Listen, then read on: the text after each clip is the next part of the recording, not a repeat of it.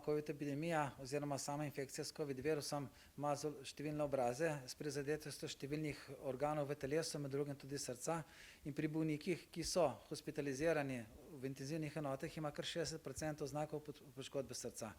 Te bolnike v določeni fazi, če je to potrebno, tudi koronografiramo, ugotavljamo lahko tudi motnje prekrvavitve srčne mišice, vendar so mehanizmi drugačni, kot jih poznamo pri klasičnih bolnikih z tako imenovanim miokardnim infarktom,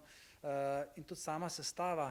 teh vključkov ali pa, ko bi rekel, trombov, ki jih najdemo v srcu, je drugačna pri COVID bolnikih kot pa pri bolnikih z miokardnim infarktom. Zaenkrat ni bilo jasno pokazano, da bi zaradi COVID infekta počel tlak na koronarni žili in to povzročil. Nekateri bolniki imajo srečo, imajo blage oblike, tisti, ki ima pa hudo obliko, pride tudi do ene take nevihte,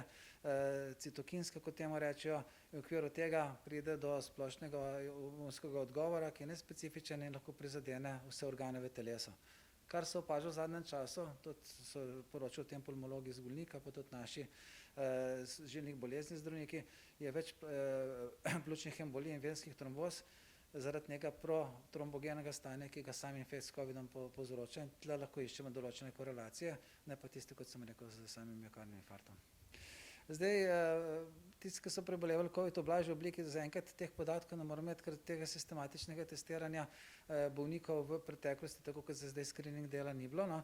Zdaj bolnike mi vse testiramo, ki pridejo v katetrske laboratorije, vendar tisti, ki so že preboleli, imajo lahko tudi negativne teste, tako da nam to ni povedno. Sploh asimptomatsko tudi težko povedati, da so preboleli bolezen.